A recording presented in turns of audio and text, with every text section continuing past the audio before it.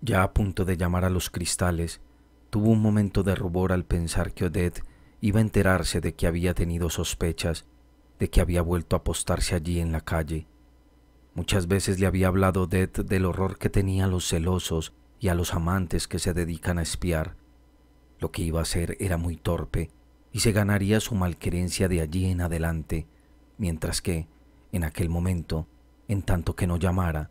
ella todavía le quería acaso, aunque le estaba engañando. Y sacrificamos tantas veces a la impaciencia de un placer inmediato la realización de muchas posibles venturas. Pero el deseo de averiguar la verdad era más fuerte y le parecía más noble.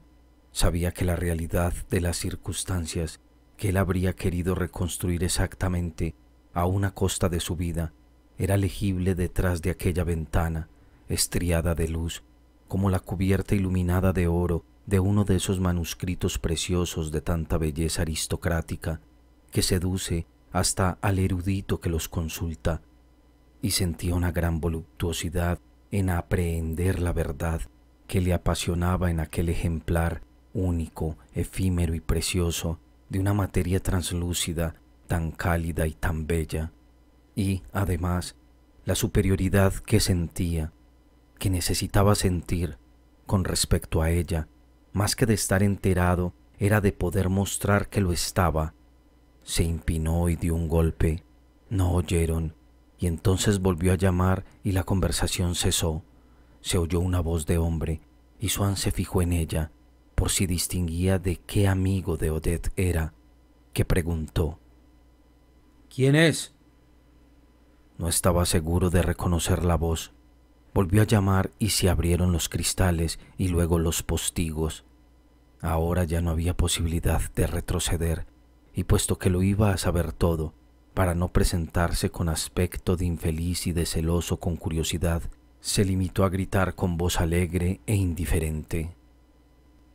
No, no se molesten. Al pasar por ahí he visto luz y se me ha ocurrido preguntar si estaba usted ya mejor.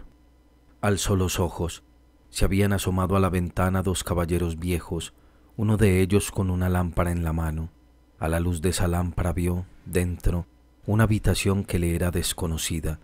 y es que, como tenía la costumbre, si iba a ver a Odette muy tarde, de reconocer su ventana por ser la única que estaba encendida, se había equivocado y llamó en una ventana de la casa de al lado. Pidió perdón, se marchó y se fue a su casa, contento de que la satisfacción de su curiosidad hubiera dejado su amor intacto y de que, después de haber estado simulando hacia Odette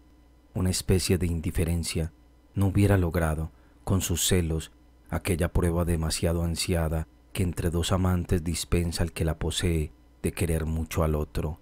Nunca la habló de aquella desdichada aventura,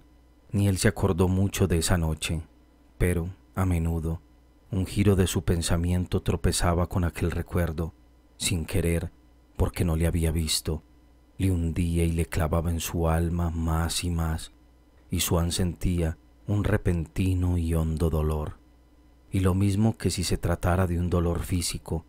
los pensamientos de Swann no podían aliviarle nada, pero, por lo menos, con el dolor físico pasa que como es independiente del pensamiento, este pensamiento puede posarse en él, comprobar que disminuye, que cesa momentáneamente. Pero aquel otro dolor, el pensamiento, solo con acordarse de él le volvía a dar vida. No querer pensar en aquello era pensar más, sufrir más. Y cuando estaba charlando con unos amigos, sin acordarse ya de su dolor, de pronto una palabra le demudaba el rostro, como le pasa a un herido cuando una persona torpe le toca sin precaución el miembro dolorido. Al separarse de Odette, sentíase feliz y tranquilo. Recordaba las sonrisas suyas, burlonas al hablar de otros y cariñosas para con él, el peso de su cabeza cuando la apartaba de su eje para dejarla caer casi involuntariamente en los labios de Swann, lo mismo que hizo la primera noche, las miradas desfallecientes que le lanzaba mientras él la tenía entre sus brazos, al mismo tiempo que apretaba, temblorosa, su cabeza contra el hombro de Swann. Pero, enseguida, sus celos, como si fueran la sombra de su amor, se complementaban con el duplicado de la sonrisa de aquella noche, pero que ahora se burlaba de Swann y se henchía de amor hacia otro hombre, de la inclinación de su cabeza, pero vuelta hacia otros labios, con todas las demostraciones de cariño que a él le había dado, pero ofrecidas a otro, y todos los recuerdos voluptuosos que se llevaba de casa de Odette eran para Swann como bocetos o proyectos semejantes a esos que enseñan los decoradores, y gracias a los cuales Swann podía formarse idea de las actitudes de ardor o de abandono que Odette podía tener con otros hombres, de modo que llegaron a darle pena todo placer que con ella disfrutaba, toda caricia inventada, cuya exquisitez señalaba él a su querida,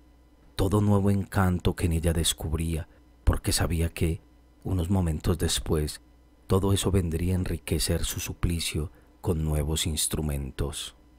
Y este suplicio era todavía más cruel cuando Swann recordaba una mirada que había sorprendido hacía algunos días por vez primera en los ojos de Odette. Fue en casa de los Verdugat, después de cenar. Forcheville había visto que su cuñado Saidnet no gozaba de ningún favor en la casa, ya fuera porque quiso tomarle como cabeza de turco y brillar a costa suya, ya porque le molestara una frase torpe que Saidnet le dijo y que pasó inadvertida para todos los invitados, que no podían sospechar la alusión desagradable que encerraba, aunque sin malicia por parte de Saidnet, ya porque tuviera ganas de echar de la casa a una persona que le conocía demasiado y que sabía que era lo bastante delicada para no sentirse muy a gusto en su presencia. Ello es que Forcheville contestó aquella frase de Saidnet con tal grosería, insultándole y envalentonándose más y más, mientras seguía vociferando, con el susto, la pena y los ruegos del otro, que el infeliz preguntó a la señora de Verdugat si debía seguir en aquella casa, y, al no recibir contestación, se marchó balbuceando y con las lágrimas en los ojos. Odette asistió impasible a la escena, pero cuando Saidnet se hubo retirado, rebajó en algunos grados de dignidad la expresión habitual de su rostro para poder ponerse al mismo nivel que Forcheville, e hizo rebrillar en sus pupilas una sonrisa de enhorabuena por la valentía del ejecutor y de burla por la víctima. Fue una mirada de complicidad en lo malo, que quería decir tan claramente: «Eso es una ejecución bien hecha», o «Yo no entiendo de eso», «Qué corrido estaba», «Casi lloraba», que Forcheville, al encontrarse con esa mirada, perdió toda la ira verdadera o falsa que aún le encendía, se sonrió y contestó: «No tenía más que haber sido más amable y seguiría aquí, pero una lección siempre conviene, aunque se sea viejo».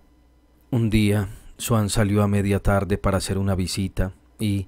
como no estaba la persona que buscaba, se le ocurrió ir a casa de Odette a esa hora en que nunca solía hacerlo, pero en que sabía muy bien que ella estaba en su casa escribiendo cartas o echando la siesta hasta que llegara el momento del té, hora en que le sería grato verla sin servirle de molestia.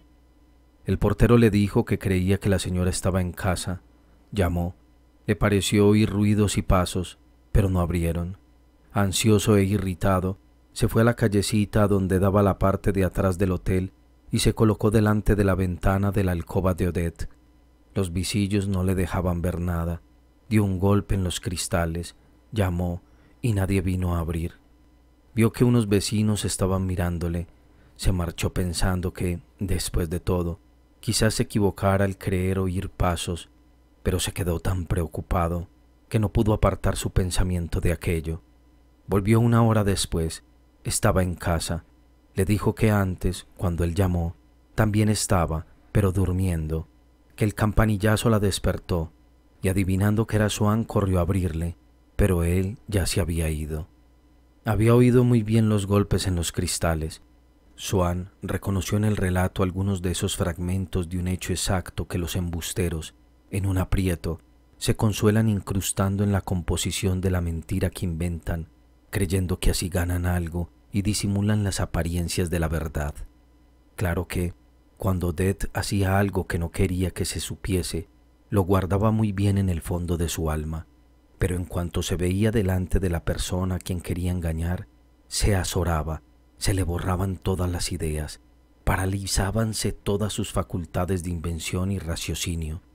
No encontraba en su cabeza más que un gran vacío y como, sin embargo, había que decir algo, no encontraba a su alcance más que la cosa misma que quería ocultar y que, por ser la única verdadera, era la que estaba allí inmutable,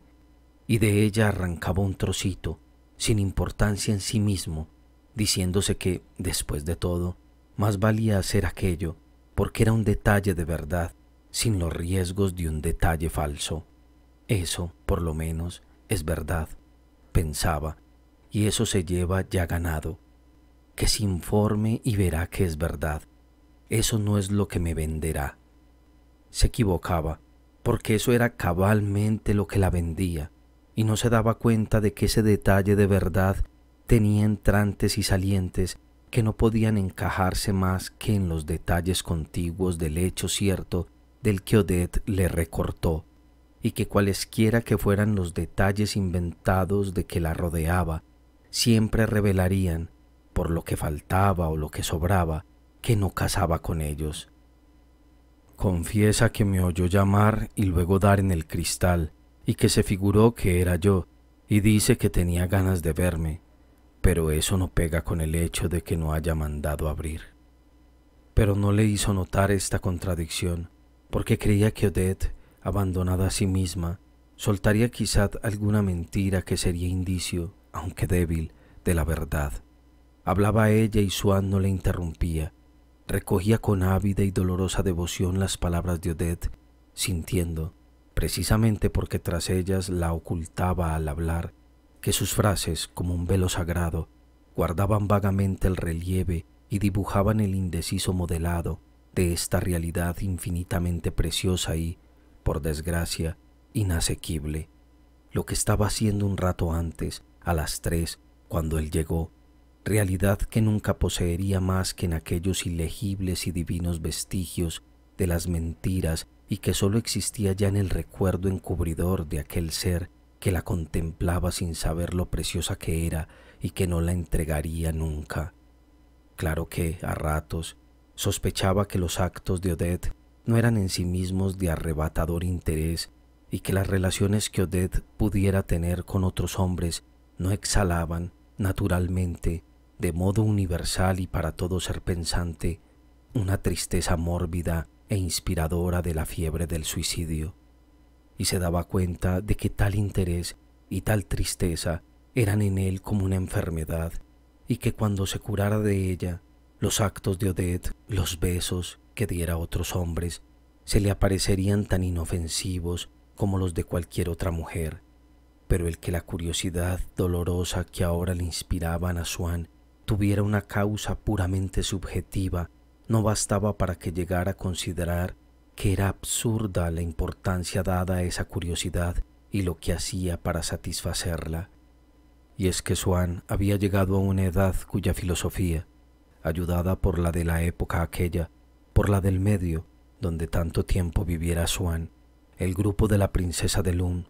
donde se convenía que una persona era tanto más inteligente cuanto más dudaba de todo, y no se respetaban como cosas reales e indiscutibles más que los gustos personales,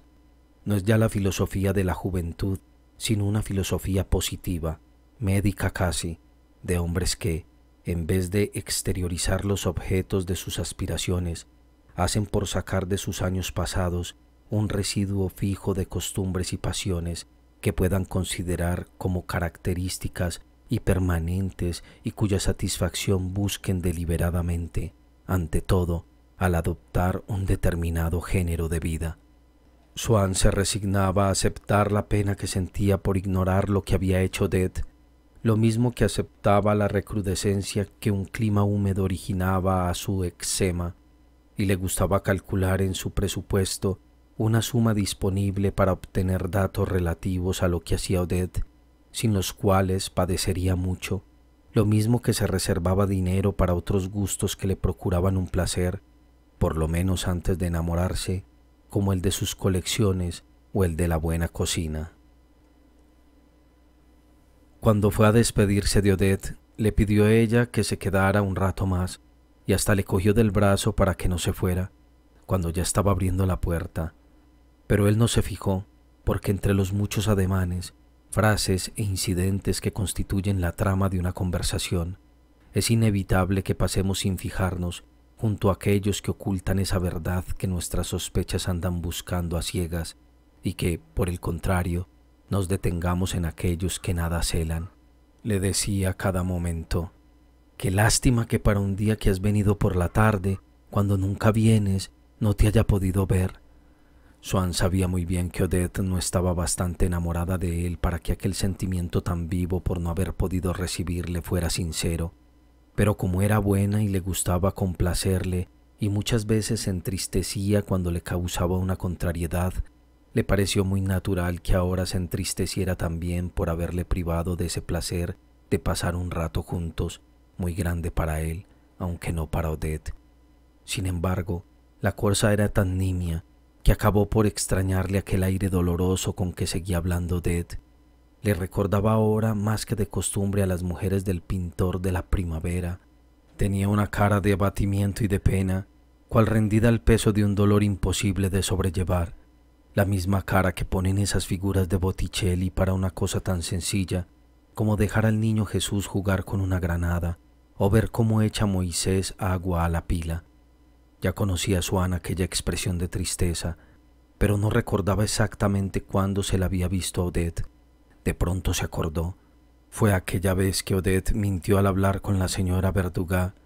al día siguiente a la comida a que dejó de asistir Odette con el pretexto de que estaba mala, pero, en realidad,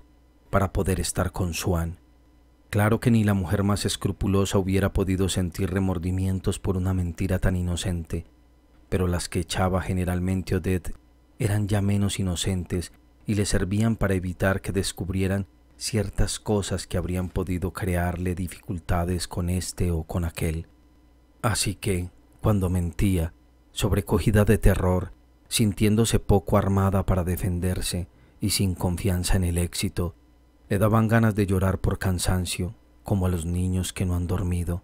Además, sabía que su mentira, por lo general, dañaba gravemente al hombre a quien se la decía, y que si mentía mal se ponía a merced suya. Por eso se sentía ante él humilde y culpable al mismo tiempo, y cuando tenía que decir una mentirilla mundana, por asociación de ideas y de recuerdos, sentíase como mala de cansancio y como pesarosa por una acción fea. Qué mentira tan grande debía de estar diciéndole Odette cuando ponía aquella mirada de dolor y aquella voz de queja que parecían rendirse al peso del esfuerzo que costaban y demandar gracia. Se le ocurrió que no solo estaba esforzándose por ocultarle la verdad respecto al incidente de la tarde, sino alguna cosa más actual que quizá no había ocurrido y que iba a ocurrir de un momento a otro, sirviendo acaso para aclarar lo otro. En aquel instante oyó un campanillazo. Odette siguió hablando, pero su voz era ya un puro gemido, y su sentimiento por no haber visto a Swann aquella tarde, por no haberle abierto, tocó en desesperación. Se oyó la puerta de entrada al volver a cerrarse y el ruido de un coche, como si se marchara la persona que no debía encontrarse con Swann y a la que debieron de decir que Odette había salido. Y entonces, al pensar que solo con ir un día, a una hora que no era la de siempre, había estorbado tantas cosas de las que Odette no quería que se enterara, se sintió descorazonado, desesperado casi, pero como quería Odette, como tenía la costumbre de orientar hacia ella todos sus pensamientos, aquella compasión que él se inspiraba a sí mismo, se la consagró a ella y murmuró: «Pobrecilla mía». Al marcharse, Odette cogió unas cartas que tenía en la mesa y le preguntó si quería echárselas al correo. Se las llevó, pero al volver a casa se dio cuenta de que aún tenía las cartas encima. Volvió hasta el correo, las sacó del bolsillo y antes de echarlas miró a quién iban dirigidas. Todas eran para tiendas, menos una, que era para Forcheville. La tenía en la mano, diciéndose: si viera lo que hay dentro, me enteraría de cómo le llama, del tono en que le habla, de si hay algo entre ellos. Quizás si no la miro cometa una indelicadeza con Odette, porque esa es la única manera de quitarme de encima una sospecha, acaso calumniosa para ella, y que de todos modos siempre la hará sufrir y será indestructible si dejo pasar esta carta sin verla.